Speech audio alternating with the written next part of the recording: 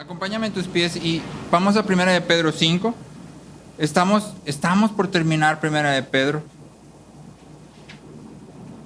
Hoy vamos a leer los versículos 10 y 11.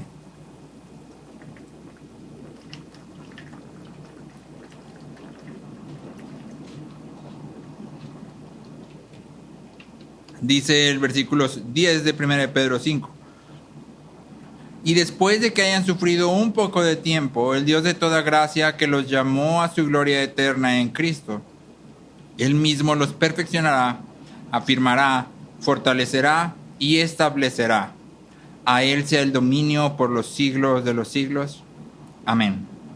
Señor, gracias, Padre, porque podemos venir a tu palabra y siempre que venimos, Señor, somos confortados y confrontados, Señor. Reencontramos consuelo y al mismo tiempo encontramos aquello a lo cual tú nos llamas. Ayúdanos, Señor, a vivir a la luz de quién tú eres y lo que tú has hecho, Padre. Por tu Espíritu y en Cristo, ayúdanos a hacer lo que tú pides de nosotros. Te lo rogamos en el nombre de Cristo Jesús. Amén. Pueden sentarse.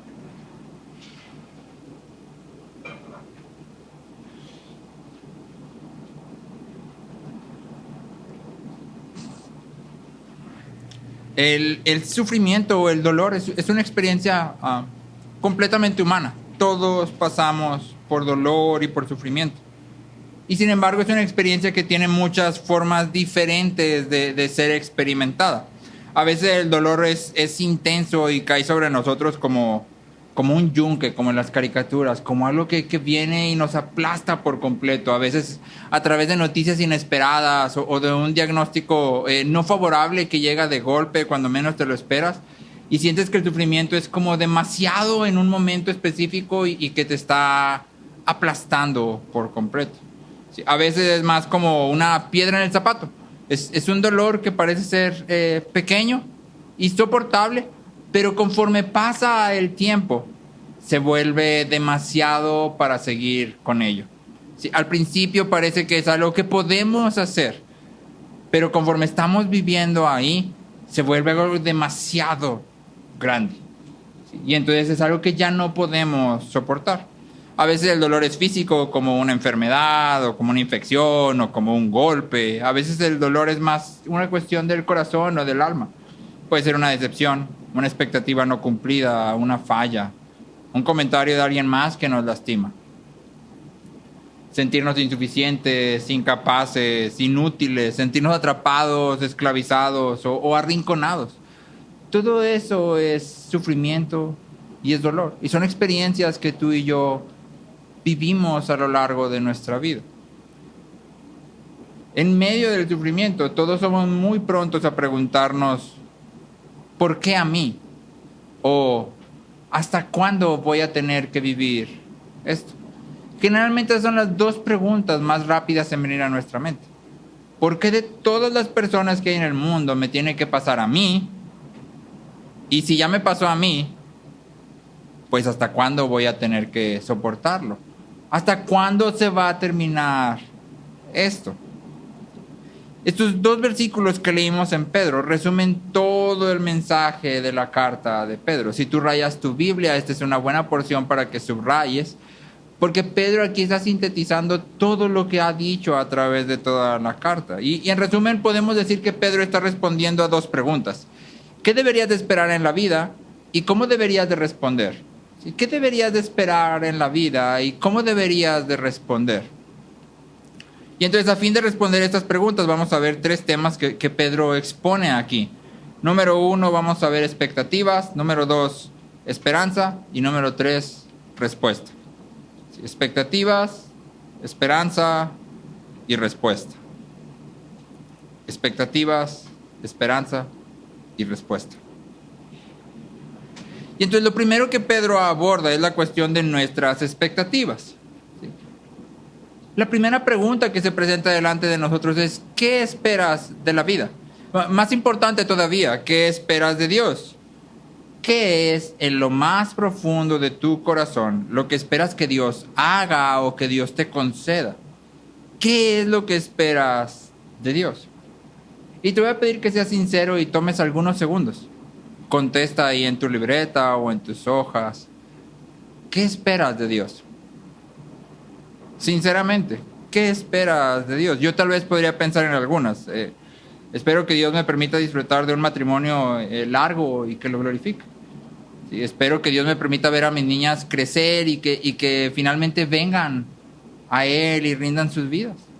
Espero que Dios me permita tener cierta estabilidad económica para proveer y dar generosamente y disfrutar. Esas son cosas que sinceramente espero.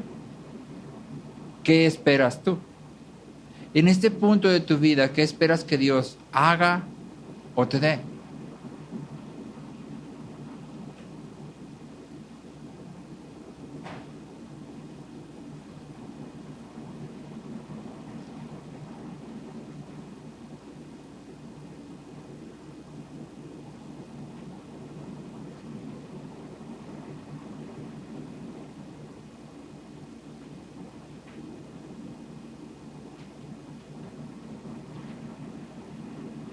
Todos tenemos ciertas expectativas.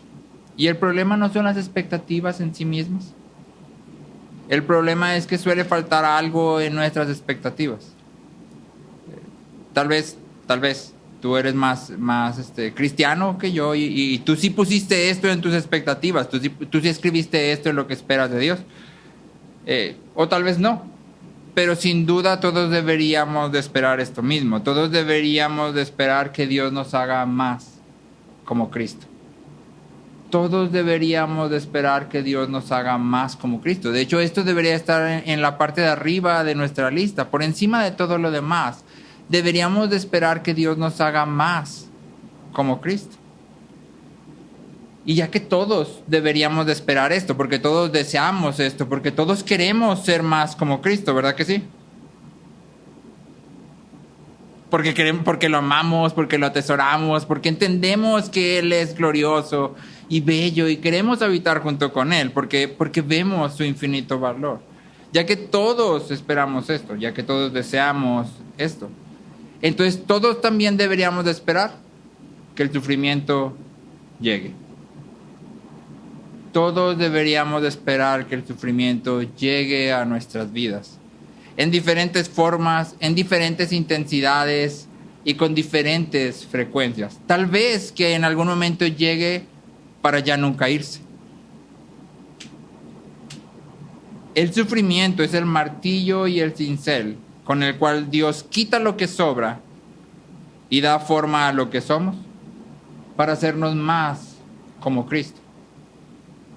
Y si yo pongo en mi lista de expectativas, número 1, yo espero que Dios me haga más como Cristo. Debería de esperar el golpe del martillo y el cincel. Debería de esperar que el sufrimiento llegue. Johnny Erickson Tada dice, el sufrimiento quebranta a nuestro corazón y extiende la capacidad del alma para recibir más de Dios. El sufrimiento nos quiebra, pero nos quiebra a fin de que recibamos más de Dios. Y entonces por esto Pedro dice, después de que hayan sufrido. Es decir, en otras palabras, con seguridad van a sufrir. Con seguridad van a sufrir. No hay forma de evitar el sufrimiento. Pero sí hay una forma de volver el sufrimiento provechoso. Y esto es muy importante, porque todos sobre la faz de la tierra sufrimos, pero hay una forma en que tú y yo podemos volver el sufrimiento algo provechoso. ¿Sí? El Salmo 126, versículos 5 y 6.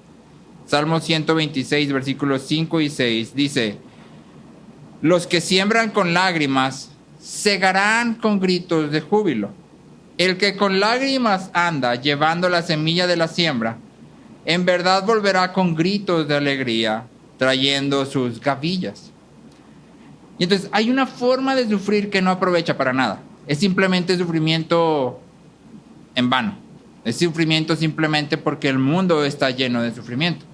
Pero hay una forma de sufrir que da como fruto gritos de júbilo, alegría y gavillas, que una gavilla es esta cuestión el heno, la paja, la cosecha, enredada en paquetes grandes, ¿sí?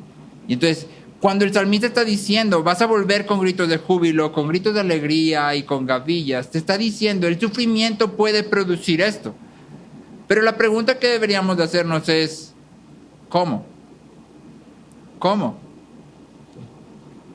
¿Quién de ustedes está sufriendo hoy? Yo estoy sufriendo. Si no estás sufriendo hoy, prepárate. ¿Sí? Prepárate. Con seguridad vas a sufrir. ¿Sí? Y la pregunta en medio del sufrimiento es, ¿cómo aprovecho este sufrimiento? No quiero simplemente sufrir. Quiero aprovechar el sufrimiento. Y entonces, según el salmista, hay una forma en que podemos hacer esto. A fin de sufrir y cegar júbilo, según el salmista, deberíamos sembrar mientras lloramos. ¿Te fijaste? Dice, los que siembran con lágrimas. Y el que con lágrimas anda llevando la semilla. Y entonces el salmista dice, mientras lloras, siembra. Mientras lloras, siembra. Mientras lloras, tú y yo continuamos. Mientras lloramos, tú y yo continuamos con nuestros deberes hacia nuestra familia, hacia nuestros amigos, hacia otros creyentes, hacia el mundo. Aún con lágrimas en nuestros ojos y aún en medio del dolor, seguimos con nuestros deberes. Eso es sembrar. Aún en medio del dolor, hacemos lo que Dios nos ha llamado a hacer. Mientras lloramos, servimos a otros. Mientras lloramos, consolamos a otros. Mientras lloramos, hacemos lo que toque hacer. Elizabeth Elliot, cuando, no recuerdo si fue el primero o el segundo de los esposos que fallece, pero creo que fue el segundo, dice que regresa a su casa muy triste y lo que empieza a hacer es limpiar la casa. Ella comienza a limpiar la casa porque en su mente hay una idea y es: haz lo que te toca. Haz lo que te toca. No limpia para escapar del sufrimiento, no limpia para distraerse, sigue sufriendo, pero sabe que el sufrimiento no quita sus responsabilidades, no quita el llamado de Dios a su vida. Y entonces mientras sufre, siembra. Mientras sufre, siembra. Y entonces la primera pregunta para ti y para mí es: ¿cómo estamos hoy en medio de nuestro sufrimiento, si estás sufriendo hoy, respecto a nuestros deberes hacia los demás? ¿Cómo estamos hoy en medio de nuestro sufrimiento respecto a lo que tenemos que hacer hacia nuestra familia primero, a nuestro cónyuge si estás casado, a tus hijos si los tienes, ¿sí? A la iglesia? ¿Cómo estás? ¿A cuántas personas durante esta semana de la congregación tú has consolado? ¿A cuántas personas has extendido hospitalidad? ¿A cuántas personas has buscado para edificarlas? Aun cuando tienes lágrimas en tus ojos. Porque si queremos que el sufrimiento sea provechoso, deberíamos, mientras lloramos, sembrar. En segundo lugar, según Pedro, mientras sufrimos, no deberíamos desmayar. Si queremos que el sufrimiento sea provechoso, según el salmista, deberías de sembrar mientras lloras. Según Pedro, no deberías desmayar porque el sufrimiento será, en sus palabras, por un poco de tiempo. Por un poco de tiempo. Pedro dice, después que hayan sufrido por un poco de tiempo. Y esta es una verdad que nos fortalece porque sabemos que nuestro sufrimiento actual, el dolor físico, el dolor emocional, el dolor relacional, la enfermedad, la separación de nuestros seres queridos, el quebrantamiento de nuestras relaciones, no es el final de la historia. No es el final de la historia. Las cosas no terminan ahí. A través de la cruz, Cristo ha derrotado a la muerte y el pecado. Y la cruz testifica de estas dos realidades. La cruz de Cristo, la vida de Cristo nos enseña a sembrar mientras lloramos y a perseverar. 30 años de sufrimiento y lágrimas dieron luz a una eternidad de gloria y regocijo. ¿Cuánto duró el sufrimiento de Cristo? 30 años más o menos. ¿Cuánto es eso? Un poco de tiempo. ¿Un poco de tiempo comparado con qué? Con la eternidad de gloria y regocijo que siguen. Y entonces la vida de Cristo nos enseña, aunque el sufrimiento durara toda nuestra vida, sigue siendo solo un poco de tiempo. Porque en realidad esta vida es solo la antesala para la vida que sí va a durar de veras mucho. Más o menos va a durar una eternidad, o sea, para siempre. Y lo que suframos aquí, sin importar cuántos años sean, finalmente a la luz de esa eternidad será solo un poco de tiempo. El sufrimiento de Jesús no solo da lugar al gozo, sino que produce el gozo. El sufrimiento de Jesús no solo da lugar al gozo, sino que produce el gozo. Y entonces Cristo viene y toma nuestro castigo, y su sufrimiento es la siembra en lágrimas suprema. Mientras Jesús está llorando, Él sigue sembrando. Y su sufrimiento en lágrimas produce la cosecha suprema. Sus lágrimas y su sangre nos redimen y nos enseñan. El sufrimiento no solo da lugar al gozo, sino que produce gozo. El sufrimiento puede producir gozo. Cuando tú y yo seguimos sembrando y lo consideramos a la luz de la eternidad. Y por eso Pablo dice en 2 Corintios 4:17. Pues esta aflicción leve y pasajera nos produce un eterno peso de gloria que sobrepasa toda comparación. Esta aflicción leve y pasajera produce un eterno peso de gloria que sobrepasa toda comparación. ¿Quieres pasar por tu sufrimiento sin que te aplaste? Siembra mientras sufres y no pierdas de vista la eternidad. El sufrimiento es solo pasajero. Es solo pasajero. Es por un poco de tiempo. Después de este breve sufrimiento nos espera el gozo, la alegría y la gloria eterna. Después de este breve sufrimiento nos espera gozo, alegría y gloria eterna. Y esto es importante, porque esta es una promesa distintivamente cristiana. Es decir, si tú no estás en Cristo, el sufrimiento no es por un poco de tiempo. Para aquellos que no están en Cristo, en realidad el sufrimiento es eterno. Pero para aquellos que estamos en Cristo, esa realidad ha sido totalmente cambiada. Nuestro sufrimiento es leve y pasajero. Y entonces la primera pregunta que me gustaría poner aquí para ti en este punto es, ¿estás o no estás en Cristo? Porque si no estás en Cristo, el sufrimiento que vivas hoy es solo un aperitivo comparado con el sufrimiento eterno que espera después de la muerte. Si no estás en Cristo, lo que te espera es una eternidad de sufrimiento. Una eternidad. ¿Cuánto es una eternidad? Para siempre. Para siempre. Pero Cristo nos llama.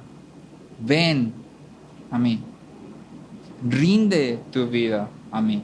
No basta con saber de Cristo, no basta con saber de la Biblia, no basta con congregarte. Si tu vida no es vivida rendida delante de Cristo, entonces no estás en Cristo. Si haces lo que tú quieres, sin considerar lo que Cristo demanda, entonces no estás en Cristo. O Cristo es tu rey, o nada. O te rindes ante Él como tu rey hoy, o lo vas a encontrar con seguridad como tu juez Y eso sería terrible. Si no estás en Cristo, hoy es un buen día para venir a Cristo. Ahora, después de hablar del sufrimiento, Pedro se enfoca en aquel que está detrás de todo lo que sucede. Pedro no nos dice por qué Dios usa el sufrimiento. Pedro nunca nos explica en toda la carta por qué Dios decide usar el sufrimiento, por qué no simplemente lo borra y lo quita del mundo y listo. No nos dice por qué decide usar el sufrimiento, pero responde la pregunta más importante: ¿quién? Y al hacer esto nos lleva a la esperanza. En medio del sufrimiento, somos muy prontos para empezar a preguntar, ¿por qué a mí? ¿Hasta cuándo se va a acabar todo esto? El salmista, ¿te acuerdas? Leímos en el Salmo, pregunta, ¿y tú, Señor, hasta cuándo? Sí, es decir, estoy sufriendo, y tú, oh Señor, ¿hasta cuándo vas a hacer algo? Y si recuerdas la historia de Job, en medio de la historia de Job, Job empieza a preguntar, ¿por qué? ¿Por qué esto me está pasando a mí? Si yo estaba haciendo las cosas correctas, ¿por qué todo esto sucede en mi vida? ¿Por qué tuvieron que morir mis hijos? ¿Por qué tuve que perder todos mis bienes? ¿Por qué tengo que estar enfermo? ¿Por qué? Y entonces Dios viene delante de Job y no responde la pregunta, ¿por qué? Y el salmista en realidad nunca sabe hasta cuándo, pero ambos saben y aprenden algo mucho más importante. Aprenden quién. ¿Quién está detrás de todo lo que está sucediendo? ¿Quién está en control de todo lo que estoy viviendo?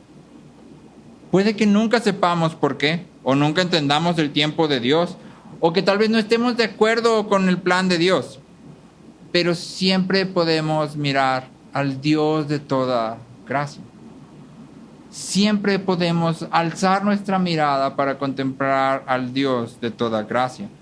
Y por eso Pedro dice, el Dios de toda gracia, después de que hayan sufrido por un poco de tiempo, el Dios de toda gracia, que los llamó a su gloria eterna en Cristo, Él mismo los perfeccionará, afirmará, fortalecerá y establecerá. Y entonces la pregunta que queremos hacer aquí es, ¿qué aprendemos? ¿Qué aprendemos cuando contemplamos al Dios que está orquestando todo lo que nos sucede de manera soberana? ¿Qué aprendemos cuando levantamos nuestra mirada de preguntar hasta cuándo o por qué a mí? Cuando dejamos esas preguntas a un lado y empezamos a preguntar, ¿quién? ¿Quién está en control? Y hay al menos 3 cosas que podemos aprender de lo que Pedro dice aquí. Número 1, aprendemos que ¿quién está en control? Es el Dios de toda gracia. El Dios de toda gracia. Eso significa que Él posee toda la gracia y que Él da toda la gracia. Toda la gracia que necesitamos la encontramos ¿en dónde? En Dios. Él es el Dios de toda gracia. ¿Recuerdas en el Antiguo Testamento que Dios envía a los israelitas maná? ¿Te acuerdas? Y el maná es una forma de proveer al pueblo, pero también es una forma de enseñar al pueblo. ¿Sí? El maná les enseña al pueblo a actuar en la gracia de Dios que tienen hoy. ¿Por qué? Porque solo podían recoger suficiente para hoy. No podían guardar para mañana, no podían, pero ¿qué tal que si me da hambre? No. Solo tiene suficiente para hoy. Es todo lo que puedes recoger. Si tú recogías más, ¿qué pasaba? Se echaba a perder. Y Dios te está diciendo algo. Dios le está diciendo algo al pueblo. Tienes que depender de mi gracia para ti. De la gracia que te doy para hoy. ¿Sí? Y al mismo tiempo les está enseñando a confiar en Él para el mañana. Dios les está diciendo, vas a tomar lo que necesitas para hoy y vas a confiar en que yo mañana te voy a volver a dar lo que necesitas para mañana. Que entonces ya sería hoy. Y ese principio de Dios en el maná Es exactamente lo mismo que Pedro está exponiendo aquí. ¿Cuánta gracia necesitas para hacer lo que tienes frente a ti? Oh, muchísima. Dios da la gracia que necesitas para hoy. Mañana te dará lo que necesites para mañana. Y pasado mañana te dará lo que necesites para pasado mañana. Pero Él te da la gracia que necesitas para cada día. Y entonces debemos de aprender a confiar en Dios, en que Él provee la gracia que necesitamos para enfrentar las situaciones que vienen a nuestra vida. El mensaje es claro: obra en la gracia que Dios te da para hoy y espera confiadamente por la gracia que Dios te dará para mañana. Obra en la gracia que Dios te da para hoy y espera con confianza la gracia de mañana. ¿Cuánta gracia necesitas para enfrentar lo que estás viviendo hoy? Lo que necesites, Dios lo provee. Ahora, aquí hay un buen principio. ¿Cómo aprendemos a hacer esto? ¿Cómo aprendemos a confiar y a obrar en la gracia de Dios? ¿Cómo aprendo? ¿Cómo puedo poner en práctica el decir, bueno, sé que Dios da gracia hoy, pero a veces no siento que pueda hacer las cosas que tengo que hacer? A veces me siento demasiado abrumado y sobrepasado. ¿Cómo podemos aprender? 1 Corintios 9, 6 al 8. Te lo leo. Dice, 1 Corintios 9, versículo 6. Pero esto digo, el que siembra escasamente, escasamente también segará. Y el que siembra abundantemente, abundantemente también segará. Que cada uno dé como propuso en su corazón, no de mala gana ni por obligación, porque Dios ama al que da con alegría. Y Dios puede hacer que toda gracia abunde en ustedes, a fin de que teniendo siempre en todo lo suficiente, en todas las cosas, abunden para toda buena obra. Te leo otra vez el último versículo. Y Dios puede hacer que toda gracia abunde para ustedes, a fin de que teniendo siempre todo lo suficiente en todas las cosas, abunden para toda buena obra. Y entonces Pablo aquí está hablando a los corintios, que están en medio de una situación difícil, porque la iglesia de Corinto está pasando por algunas situaciones difíciles, adentro y afuera. Y les está diciendo, ustedes tienen que aprender a dar. Tienen que aprender a dar, aun cuando están pasando por situaciones difíciles. Porque al dar, estás entrenando tu corazón para depender y confiar de la gracia de Dios. ¿Cuál es una manera práctica en que tú y yo podemos entrenar a nuestros corazones para confiar en la gracia de Dios? Dando. Específicamente en Corintios está hablando de dar bienes materiales, de hecho de dar dinero, ¿sí? Y puedes empezar por ahí. Da de tu dinero. Aun cuando eso signifique que vas a tener que limitarte en ciertas cosas, o vas a tener que cortar ciertos lujos o ciertas cosas que a ti te gustan. Da de tu dinero, porque esa es una forma en que tú y yo empezamos a entrenar a nuestros corazones en confiar en la gracia de Dios. No lo dejes solo en dinero, extiende a tu tiempo, extiende a tus pertenencias personales, extiende a tus dones.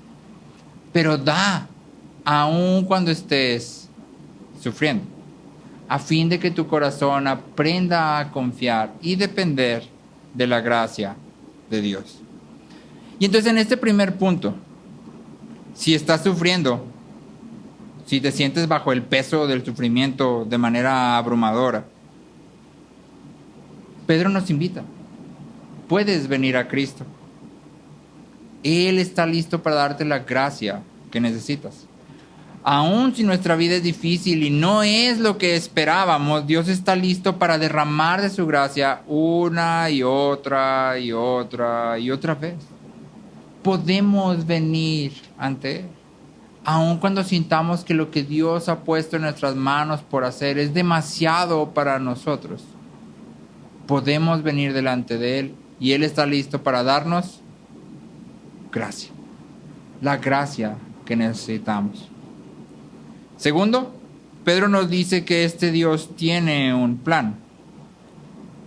Pedro dice que Él nos llamó a su gloria eterna en Cristo. El Dios de toda gracia nos llamó a su gloria eterna en Cristo. Y nota el llamado. ¿Te fijas? El llamado no es a ser ricos. El llamado no es a tener éxito personal o profesional. El llamado no es a tener hijos perfectamente obedientes y una familia de ensueño. Sí, el llamado no es a tener la mejor salud del mundo y siempre vivir de color de rosa. Sí, el llamado no es a vivir una vida de realización personal. Sí, el llamado es a su gloria eterna. Él nos ha llamado a su gloria. Y esto es en esencia lo que significa ser cristiano. Ser cristiano en esencia significa vivir para la gloria de Dios. Vivir para la gloria de Dios. Y entonces la pregunta para ti y para mí aquí es: ¿qué buscas? ¿Qué controla tus decisiones?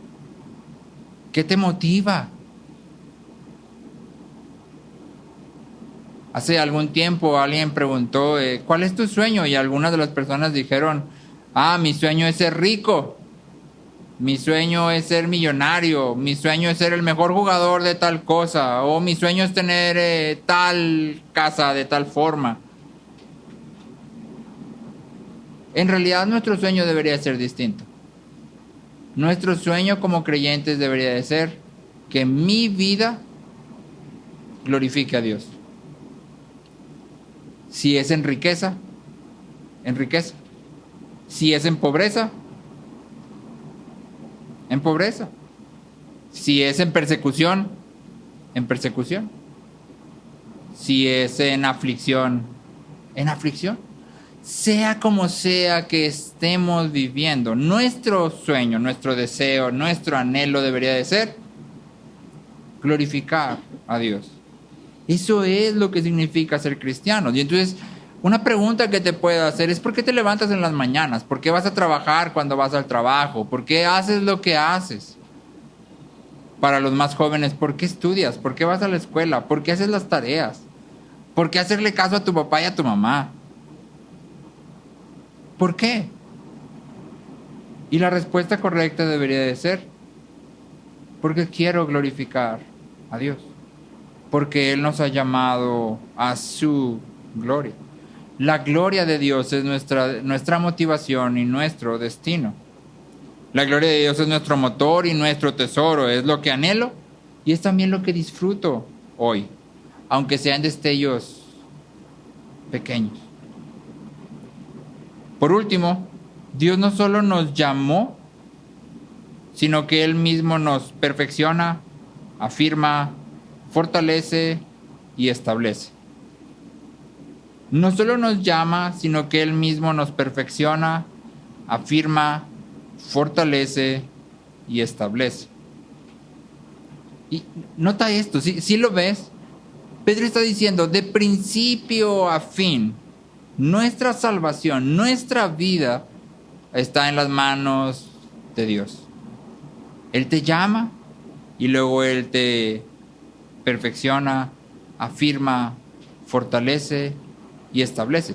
Y aunque el cumplimiento total de esta promesa está en la eternidad seremos completamente perfeccionados, afirmados, fortalecidos y establecidos. Sin embargo, también es algo que vemos hoy. Dios lo está haciendo hoy a fin de llevarlo a compleción en la eternidad.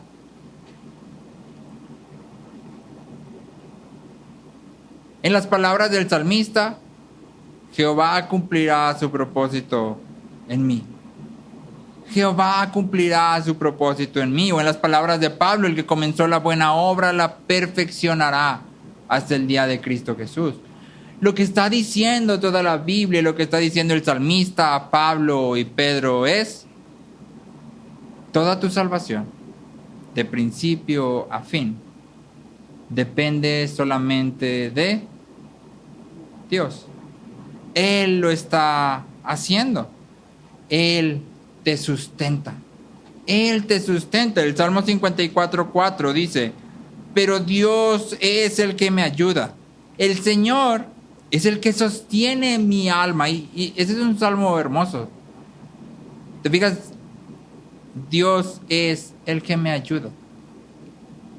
El Señor es el que sostiene mi alma. En medio del sufrimiento, cuando estás al final de tus fuerzas, que tú dices, ya no puedo más. Ya no puedo más con esto, ya. Que se acabe, por favor. Deberíamos de recordar esto. Dios es mi ayuda. Él sustenta mi alma. Es decir, no estás solo. En nada de lo que estás haciendo, en nada de lo que estás viviendo, estás solo. En nada de lo que estás atravesando o vas a atravesar, estás solo. Dios es quien te ayuda.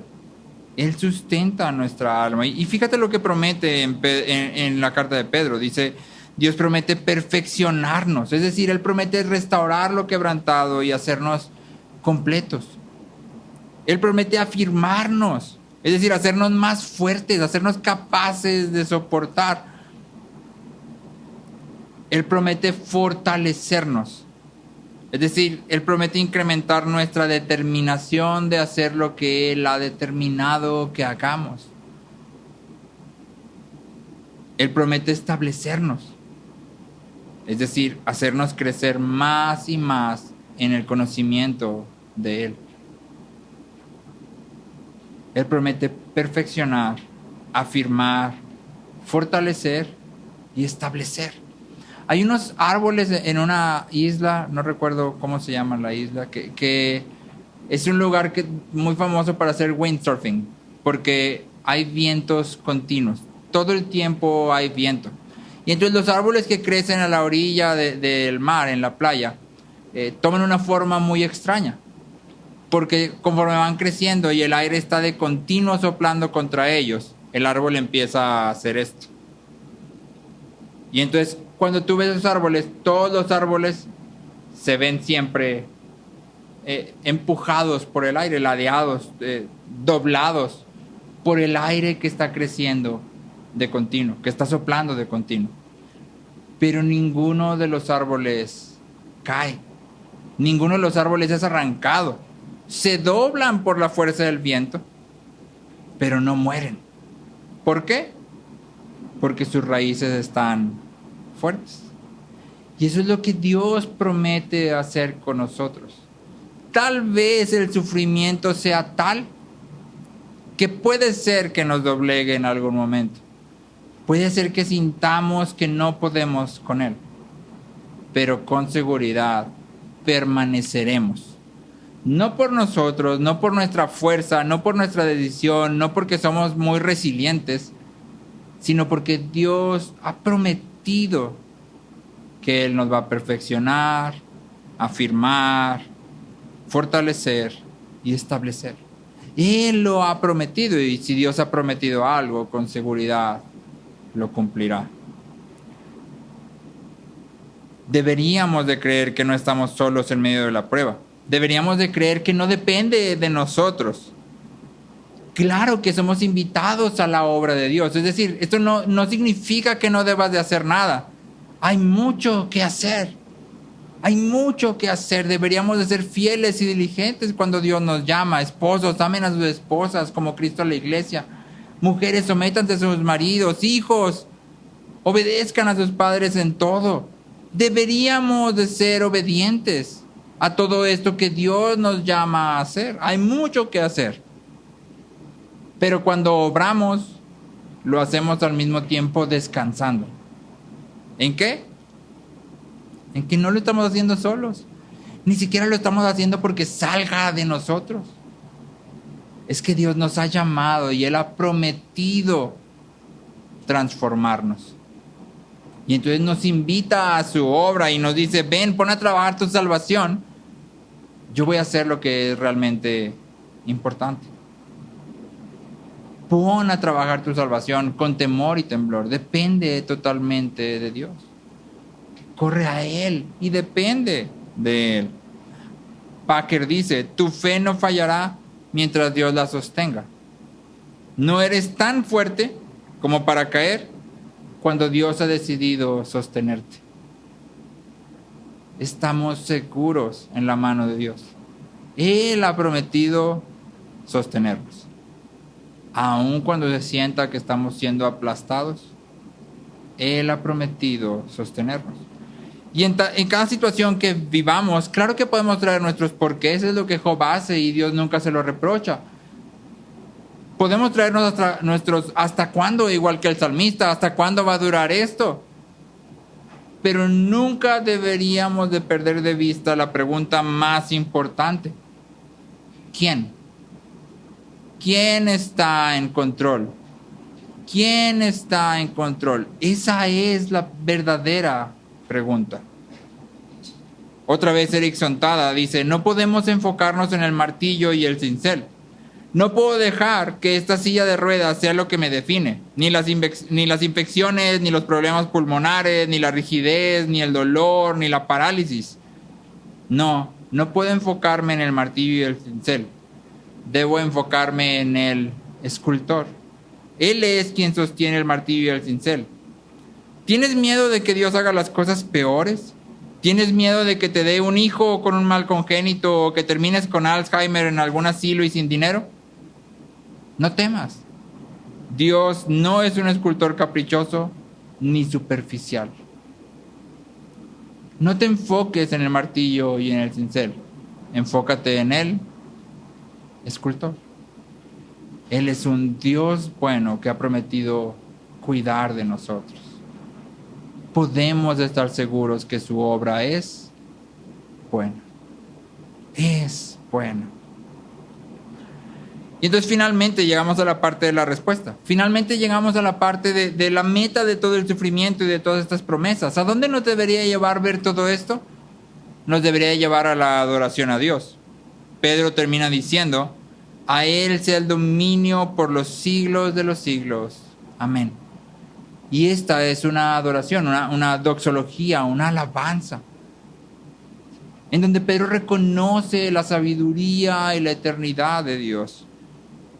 Y esta es la belleza del plan de Dios. Cada lágrima, cada dolor, cada prueba y aún la muerte misma van a ser finalmente consumidos por la gloria de Dios.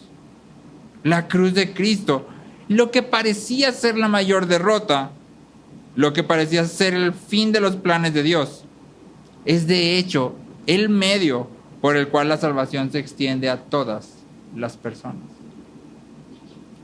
Nada ni nadie puede detener el plan de Dios. Nada ni nadie puede detener el plan de Dios. Y entonces la pregunta es, ¿qué hacemos en respuesta?